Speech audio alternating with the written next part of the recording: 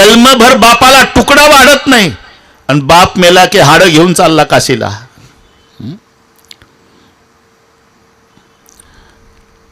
ज्याला मायबाप असेल त्याच्यासारखा भाग्यवान नाही. असेल त्याला सांगतो, गेले त्याला इलाज नाही.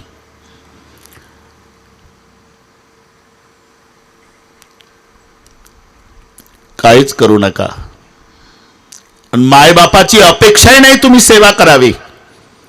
मायबापाची एकच अपेक्षा आहे, माझा दादा, माझा राजा, माझा लेक दिवसभरात एकदा आमच्या डोळ्यानं दिसावा.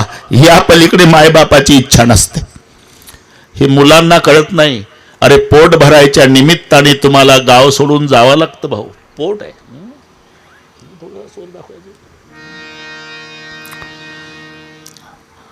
देख सन्यासी देख पटेरा घर घर मागे टुकड़ा, यकी आसन पर कोई नहीं बैठा, पीछे पेट का लकड़ा, यारो पेट पड़ा भागा सबको लगा दिया.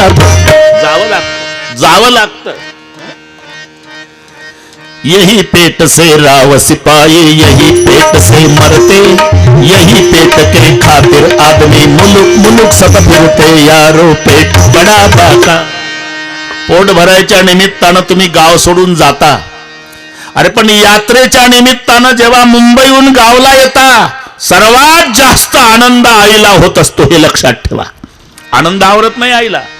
नाना काठी टेकत माय अख्ख्या गावात फिरते. आबाई, काकी, नानी, दादा आला माझा, लेक आला माझा. काय खाऊ घालून काय नाही असं होऊन जातं आईला. 3 दिवस यात्रा, एवढा आनंद होतो आईला. पण 3 दिवसाची यात्रा संपली अशोकराव, मुलगा सामानाची आवराआवरी करतो.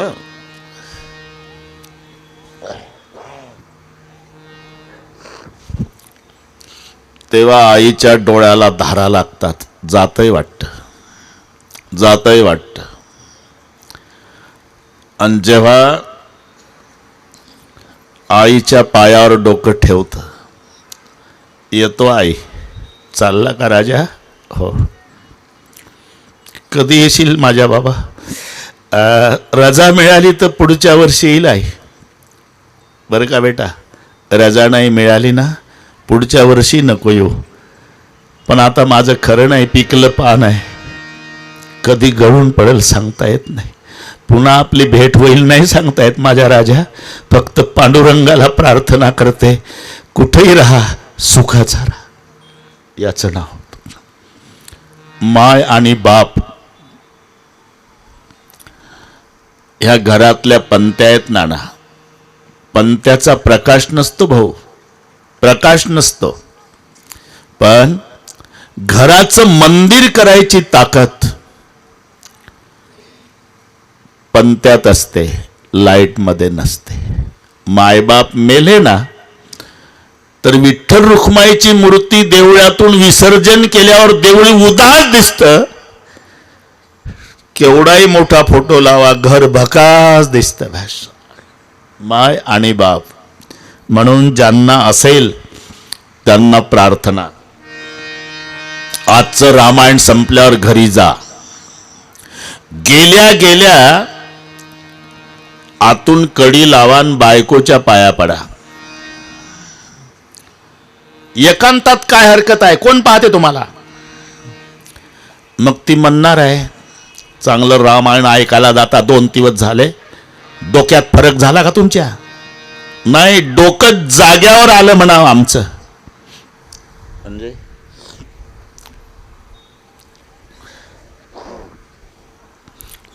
माय बापाला वृद्धाश्रमातून घरी आणतो म्हणावं. नाना, हे आमच्या जीवनात घडलेला प्रसंग सांगतो. तेव्हा विलासरावजी देशमुख साहेब लातूरला रामायण होतं जिजा, घडलेली घटना. ते मोठे अधिकारी होते वन खात्यामध्ये. त्यांना आवडायची कथा. ते बायकोला घेऊन आले, तिलाही आवडली. त्यानं सांगितलं दुसऱ्या दिवशी जागा मिळाली पाहिजे म्हणून आपण 1:45 जाऊ. 4 दिवस झाले, प्रसंग आल्यानंतर ती म्हणली आज कथेला नाही जायचं का? गाडी काढा.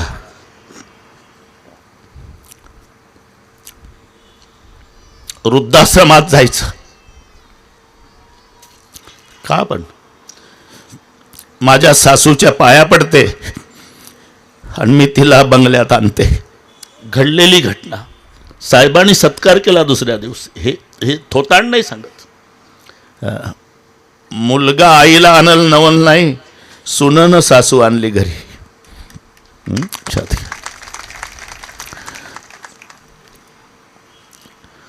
म्हणून पत्नीच्या पाया पडा बरं का. अहो का पाया पडता तुम्ही?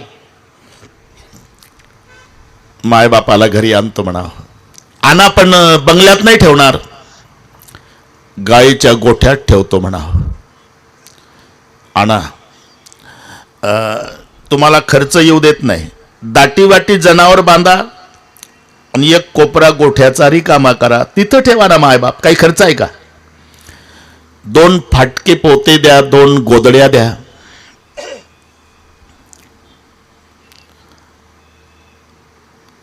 स्वयंपाक करू नका.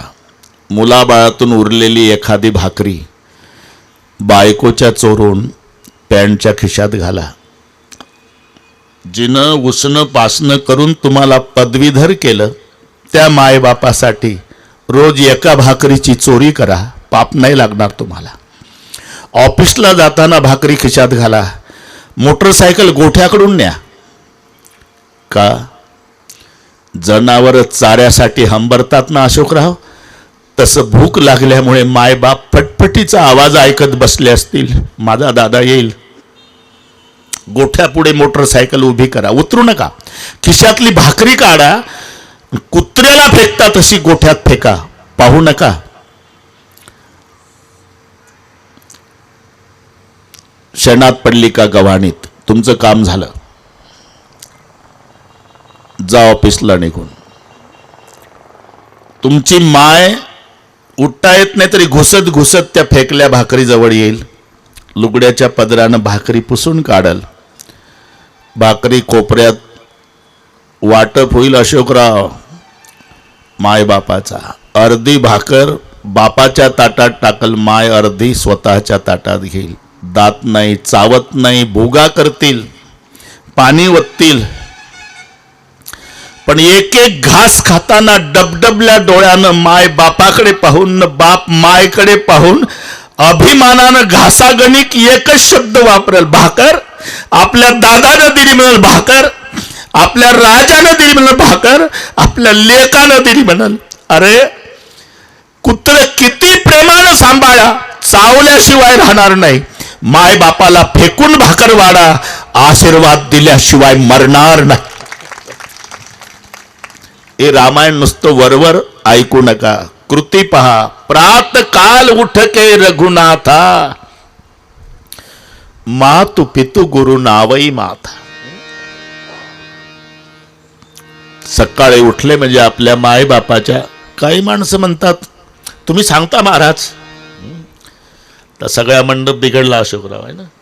नाना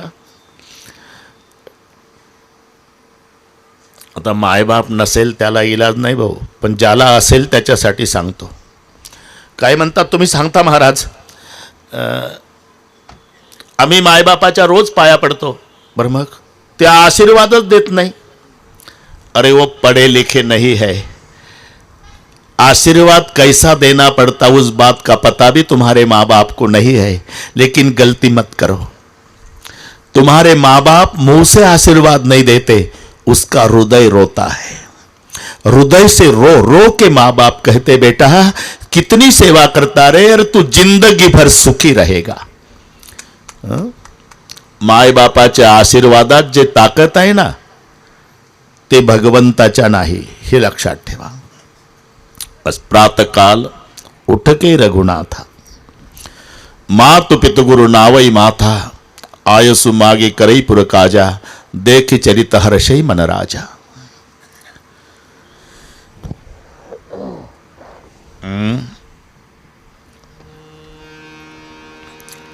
बस लग्न करायचं आहे आपला. नाना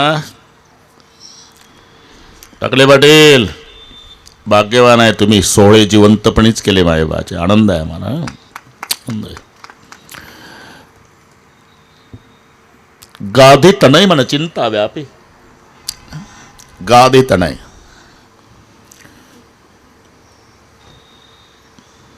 विश्वामित्राच्या बापाचं नाव गाधी मुनी आहे. चिंतातूर आहे विश्वामित्र. बऱ्याच वेळा यज्ञाचं आयोजन केलं पण राक्षस विध्वंस करतात. पण विश्वामित्रजीच्या लक्षात आलं अशोक पाटील की देवाचा अवतार झालेला आहे अयोध्येत. आणि म्हणून विश्वामित्र अयोध्येकडे निघाले. बहुविधी करत मनोरथ जात लागी नाही पार. परिमज्जन सरयु जल गये भूप दरबार सियावर राम. मध्ये शरयू लागले ना. शरयू मध्ये स्नान केलं विश्वामित्राने. सेवक पळत आले दशरथजीकडे. जय हो महाराज, महाराज क्या हुआ? प्रति सुटीर माता विश्वामित्र अयोध्या की ओर पधारे हैं. मुनि आगमन सुना जब राजा मिलन गयो लय विप्र समाजा. परिदंडवत मुनि ही सन्मानी निजयासन बैठानिया.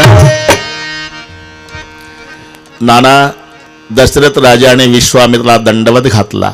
विश्वामित्राने असं कवटाळून घेतलं. मी सांगतो तुम्ही दिसेल चित्र. जसं कवटाळलं उकिरडे पाटील तसं राजाचं रडणं सुरू झालं. दशरथाचं.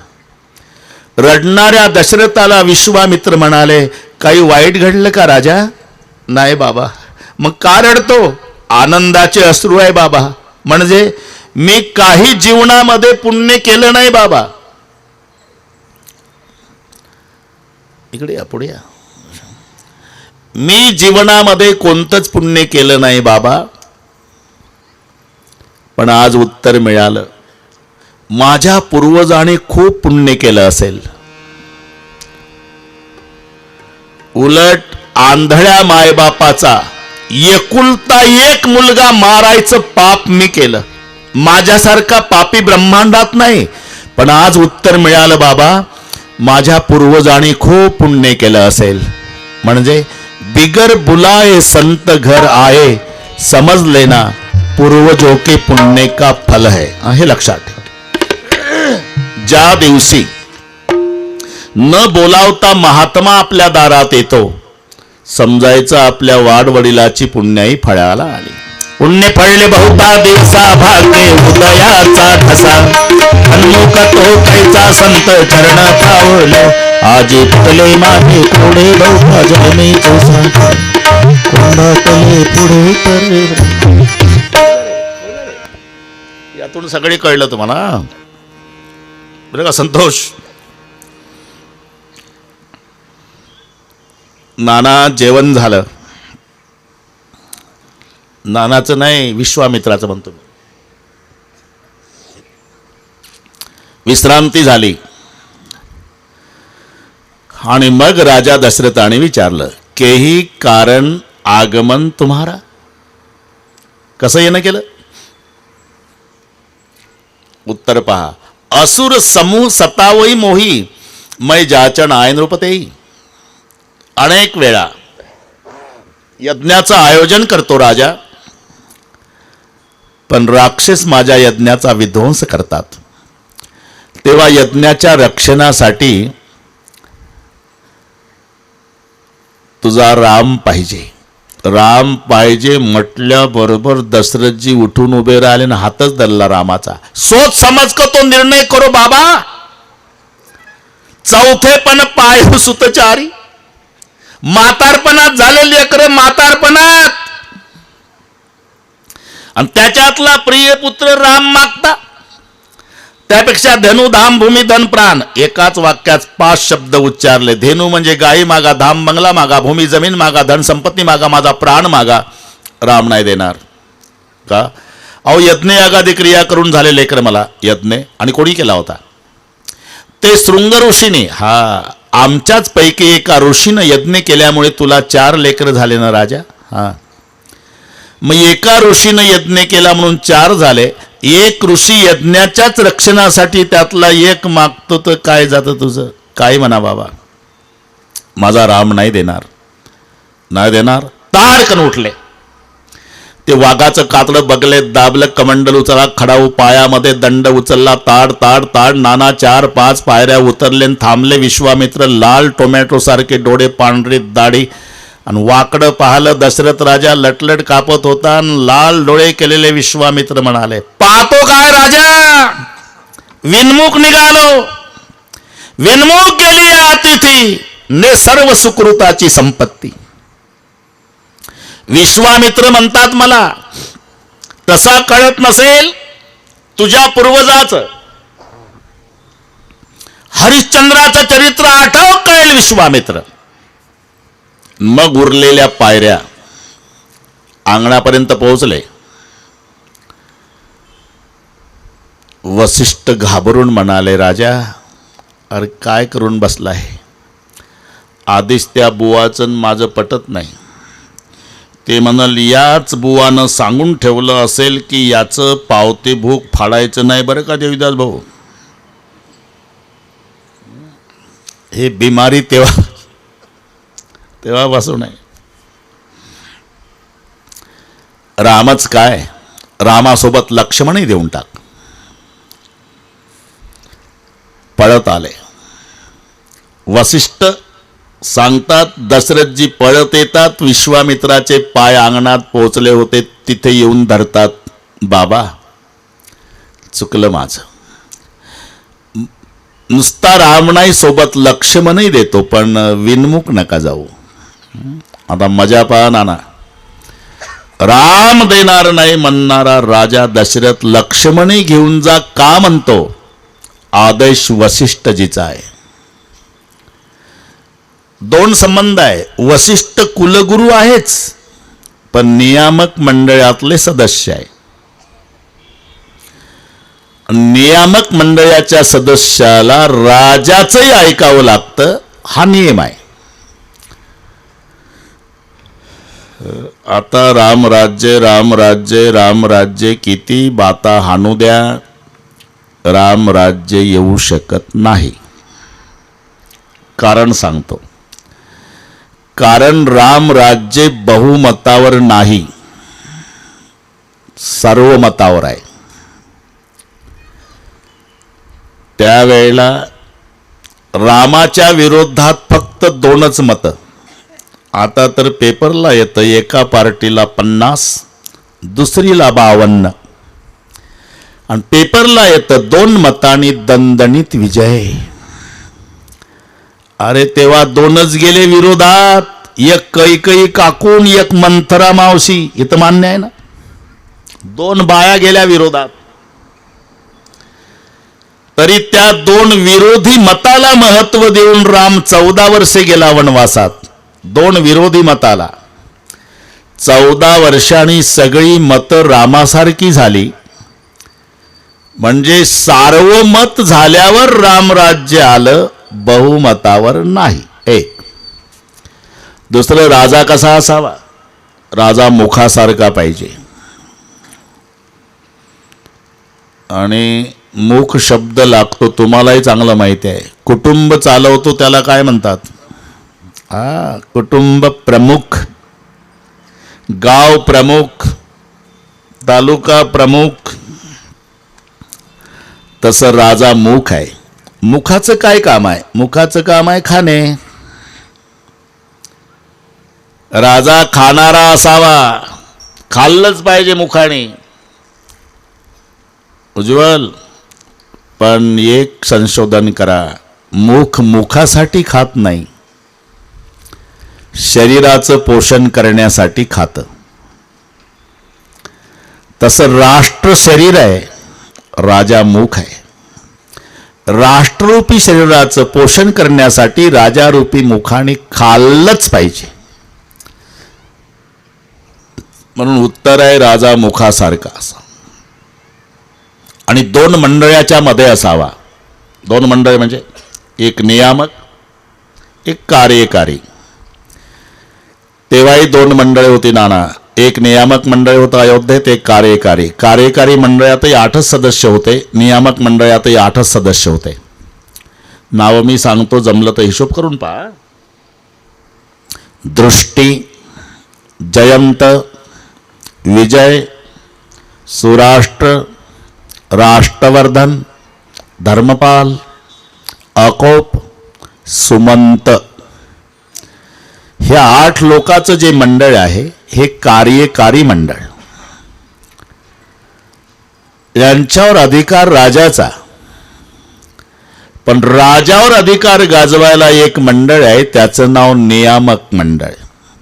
आणि त्या नियामक मंडळातही 8च सदस्य आहे, पण सर्व लंगोट्यावाले साधू आहे, कारण राजावर अधिकार गाजवायचा आहे. म्हणून कश्यप, कात्यायन, गौतम, मार्कंडे, वसिष्ठ, वामदेव, सुयज्ञे, जाबाली, ह्या 8 ऋषीचं मंडळ. थोडं कठीण वाटेल तुम्हाला, पण यंत्रणा सांगतो अयोध्येतली. हे 8 ऋषीचं मंडळ नियामक मंडळ आहे, आणि ते कार्यकारी. कार्यकारी मंडळावर अधिकार राजाचा, पण राजावर अधिकार नियामक मंडळाचा. नियामक मंडळातल्याचं ऐकावंच लागतं राजाला, हा नियम आहे. म्हणून राम देणार नाही म्हणणारा दशरथ राजा. रामच काय, सोबत लक्ष्मण देऊन टाक, वसिष्ठ म्हणाले. पळत आले, पाय धरले, सांगितलं माझी दोन्ही मुलं न्या बाबा, पण विनमुख जाऊ नका. का? आदेश नियामक मंडळातून आला. ही यंत्रणा पहा. मग तयारी सुरू झाली. 3:30 वाजले ना, कुठवर तयारी करता ना. राम लक्ष्मण तयार झाले, पण रडारड सुरू झाली. हा, हे लक्षात ठेवा. रडारड का? देवीदासजी याचं कारण सांगतो. अरे 15 वर्षाचे पोरं आहे, पुण्याच्या सारसबागेत चालले का फिरायला, राक्षस मारायला चालले. 15 वर्षाचे लेकरं. आणि काही कमी जास्त झालं तर पुन्हा भेटी आहे का लेकराच्या, म्हणून राजवाला रडतो. हे नीट ऐका. गळ्याला बिलगू बिलगू 2 भाऊ रडले, भरत शत्रुघ्न. दादा 4 जण खेळत होतो आपण, आता करमायचं नाही. सुमित्रा रडती, कैकई रडती, दशरथजी रडतात, वसिष्ठ, सुमंत प्रधान, अरुंधती, एकच पात्र रडत नाही, तिचं नाव कौसल्या आहे. हे नीट आहे का बारकावा. अरे जिचा राम चालला ती का नाही रडत? याचं कारण सांगितलं तुलसीदासजींनी. तिला आठवलं, माझ्या रामाच्या लहानपणी एक साधू आला होता. त्या साधूनं भविष्य सांगितलं होतं, आईसाहेब तुमचा राम 15 वर्षाचा होईल ना, एक महात्मा घेऊन जाईल, पण जगात सुंदर नाही अशा सुंदरी सोबत त्याचं लग्न होईल. आता माझा राम लग्नाला चालला. आता सांगा, मुलगा नवरदेव झाल्यावर मम्मी रडते का? इमानदारीने बोला. म्हणून सगळ्या, मी तिथंच होतो म्हणून सांगतो हे बारीक, सगळ्या रडत होत्या, फक्त माय कौसल्या रडत नाही. रामाचा हात धरला राजा दशरथाने, विश्वामित्राच्या हातात दिला आणि सांगितलं, श्रीराम आज से तुम्हारा पिता विश्वामित्र है, जाओ. निघाले. वा वा. शरयू पार केली. राम लक्ष्मणाने विश्वामित्र अरण्यातला प्रवास. अरे